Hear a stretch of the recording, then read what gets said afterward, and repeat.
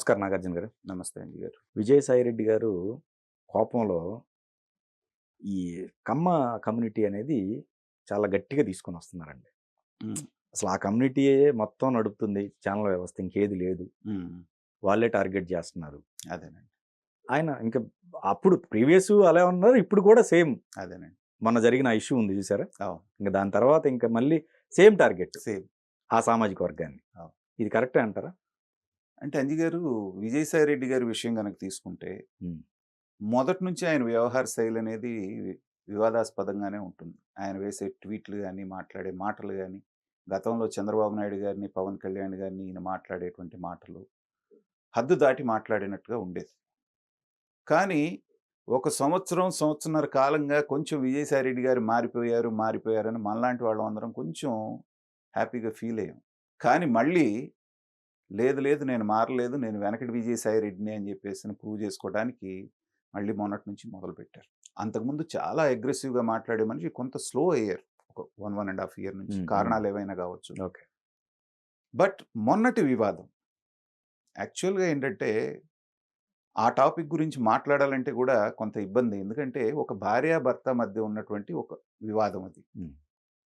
దాంట్లో విజయసాయి రెడ్డి గారి పేరు తీసుకొచ్చారు కాబట్టి ఇప్పుడు మీడియా గాని, ఇంకోటి గాని ఆయన గురించి ఎందుకు మాట్లాడిందండి? ఆ భర్త ఇచ్చినటువంటి కంప్లెయింట్‌లో మీ పేరు ఉంది గాబట్టి. ఉన్నప్పుడు నిజమైనటువంటి తప్పు చేయనటువంటి వాడు ఇంకొకళ్ళు కాస్త విఘ్నత కలిగిన రాజకీయ నాయకుడేంటంటే, రాజకీయాల్లో నేను ప్రముఖంగా ఉన్నాను గాబట్టి నా మీద ఇలాంటివన్నీ రావటం అనేటువంటిది సర్వసాధారణం. నా ప్రత్యర్థులు చేస్తూ ఉంటారు గాబట్టి, ఇదిగో నా వెంట్రుక. నీకు గావాల్సింది డీఎన్ఏ టెస్టే గదా! చేసుకోండి అని ఒక మాట అనేస్తే, విజయసాయి రెడ్డి గారి విలువ 100 రెట్లు పెరిగేది. ధైర్యంగా. నువ్వు అది చేయకుండా వరసబెట్టి వాడు, వీడు అని మీడియాలో ఎవరిని పడితే వాళ్ళని ఇచ్చేసేసి మళ్ళీ వాళ్ళకి కులం రంగు పూసేసి కులం గురించి మాట్లాడటం అనేటువంటిదే ఇక్కడ అభ్యంతరకరం.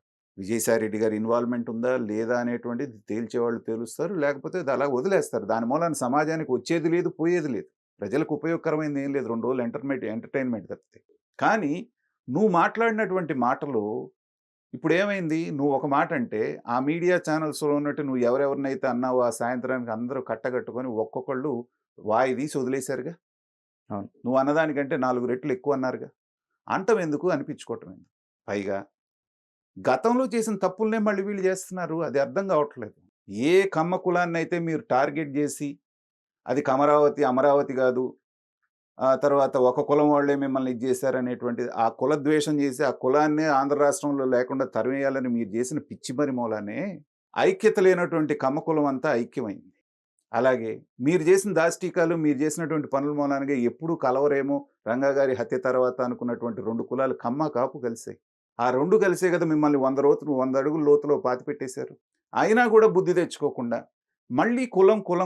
ఇప్పుడు నువ్వు అనాలనుకున్న 3, 4 ఛానల్స్‌ని ఛానల్ పేరు పెట్టి తిట్టు. కులం ఎందుకొచ్చింది? ఇప్పుడు అలా అని చెప్పేసని మీ కులానికి సంబంధించినటువంటి ఛానల్స్ గురించి, వాటి గురించి వాళ్ళు తిట్టమొద్దు. ఇది కులాల కుంపటేగా. నీకు పర్టిక్యులర్‌గా ఒక 3, 4 వ్యక్తుల మీద ఉంది. 3, 4 ఛానల్స్ మీద ఉంది. మాట్లాడు. కులం ఎందుకొచ్చింది? సో, ఇవాళ ఇన్ని మాట్లాడావు. మొన్న ఎలక్షన్‌లో మనం రిజల్ట్స్ చూస్తే చాలా విశ్లేషకులు చెప్పింది గానివ్వండి, మనకి కనపడుతున్నది గానివ్వండి, మీ కులం ఏదైతే కాపాడుద్దనుకున్నారో మీ కులమే మిమ్మల్ని జగన్మోహన్ రెడ్డి గారిని మా వాళ్ళు కాదనుకుంది. అది క్లియర్‌గా కనపడుతోంది. అనేక కుటుంబాలు నాశనం అయిపోయి, మీరు మనవాళ్ళనుకోని తీసుకెళ్ళి కోట్ల రూపాయల అప్పులు తీసుకొచ్చి పనులు చేసి బిల్లులు రాక ఆత్మహత్యలు చేసుకొని బజారున పడ్డారు మీ వాళ్ళందరూ. వాళ్ళందరూ ఇవాళ మిమ్మల్ని ఎలా తిడుతున్నారో ఒక్కసారి ఎళ్లి చూసుకోండి. ఆ ప్రశాంత్ కిషోర్ అనేటువంటి వాడు ఏ ముహూర్తాన ఈ రాష్ట్రంలో అడుగుపెట్టాడో, ఆ రోజు నుంచి కులాల కుంపట్లు, కులాల గురించి డిస్కషన్ తప్పితే ఏమన్నా ఉందా అంజి గారు? ఎటు అతను పోతుంది ఈ రాష్ట్రం? మెయిన్ కారకుడు అతనే అయ్యి ఉంటాడంటారా? ఖచ్చితంగా. ఓకే. ఓకే. అసలే మనాళ్ళకి కులాభిమానాలనేటువంటివి ఎక్కువ. హ్మ్. దాన్ని రాజకీయంగా ఎలా వాడాలి అనేటువంటిది దాన్ని అతను ఒక ఛానలైజ్ చేశాడు. అది వాళ్ళకి వర్కౌట్ అయింది 2019లో. సో, 2024లో మిమ్మల్ని అది కాదని చెప్పేసని 11 సీట్లకే పరిమితం చేసిన తర్వాత కూడా ఇంకా కులం అని పడి ఆడవటంలో ఏమన్నా విఘ్నత ఉందా? ఇప్పటికి కూడా మారలేదనుకోండి.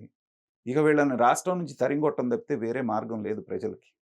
ఎందుకంటే ప్రతిరోజు ఇలాగే ఏదో ఒక వివాదాన్ని సృష్టించి దానికి కులాలను ఇచ్చేసి కులాల మధ్య కుంపట్లు పెట్టాలనుకుంటే అయితే నేను సంతోషిస్తుందేంటంటే ప్రజలు విఘ్నత ప్రదర్శించారు. 2019లో ఏదో రకంగా ట్రాప్‌లో పడ్డారు గానీ, 2024లో కులాలు కాదు మాకు కావాల్సింది. మాకు మంచి పాలన ఇచ్చేటువంటి పాలకుడు కావాలి. అనుభవం ఉన్నటువంటి పాలకుడు కావాలి.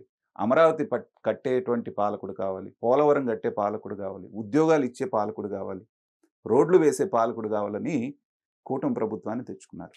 అంటే నిర్ద్వందంగా మీరు పెట్టినటువంటి కులాల కుంపట్లని వాళ్ళు తోసిరాజన్నారు. అయినా కూడా బుద్ధి తెచ్చుకోకుండా మళ్ళీ మైకులు కనపడగానే రెచ్చిపోయి ఆ స్థాయి వ్యక్తి రాజ్యసభ సభ్యుడు, పెద్దల సభ. మళ్ళీ పెద్దల సభలో ఉన్న వాళ్ళని కూడా గౌరవించడం మీకు చేత కదా అంటున్నాడు ఆయన. ఆయన పెద్ద మనిషిలాగా ప్రవర్తిస్తే కదా ఆయన పెద్ద మనిషిలాగా గౌరవించేది. వాడు వీడు అని నోరు బారేసుకొని నువ్వు ఎక్కడికొస్తావు నీ అంతు చూస్తా ఇదేమన్నా కుస్తీ పోటీలా? పైగా ఇది ఢిల్లీలో తెలుసుకుంటా అని చెప్పేసి కూడా అంటున్నది. ఏది కుల ఈయన ఛానల్ పెడతానని కూడా ప్రగల్భాలు చాలా పలికాడు. ఒకటను జగన్మోహన్ రెడ్డి గారు అడ్డం పడ్డారంటే వద్దని ఇప్పుడు మాత్రం మళ్ళీ తేల్చేస్తాడండి. ఛానళ్ళు పెట్టిన వాళ్ళందరూ ఎంత సుఖంగా ఉన్నారో మనం చూస్తానే ఉన్నాం. కాబట్టి ఇప్పుడు ఏంటంటే ఇది పార్లమెంట్లో పెట్టే అవకాశం ఉందని నేను అనుకుంటున్నారు కదండి. పార్లమెంట్లో పెడతానేది. అవునండి. హ్మ్. ఆ! హ్మ్. పార్లమెంట్‌లో పెడితే ఏమంటారు? ఆయన ఎవరైతే అన్నారో, ఎవరి మీద ఎలిగేషన్స్ చేశారో వాళ్ళని పిలిచారనుకోండి. హ్మ్. వాళ్ళేం చెప్తారు? ఆయన రాసినటువంటి మదనమోహన్ ఎవరో ఉన్నారు. ఆ లెటర్ చూపిస్తారు. అయ్యా! దీంట్లో విజయసాయిరెడ్డి గారి పేరుంది. కాబట్టి మేము చర్చ పెట్టాం. అదేమన్నా నేరమా? అంటే వీళ్ళ పరువు ఇక్కడే కాదు ఢిల్లీలో స్పీకర్ దగ్గర కూడా తీసుకుంటమే. అంతే కదా! ఓకే. ఇక్కడితో అయిపోయిన దాన్ని ఇక్కడ నేను వదలను. పార్లమెంట్ దాకా దీన్ని తీసుకెళ్ళి నా పేరు అక్కడ కూడా చెప్పుకుంటాను అంటమే. మీడియా ఛానెల్స్ ఏం చేసినాయి? నీ పేరు ఉంది కాబట్టి ఉంది అని చెప్పారు.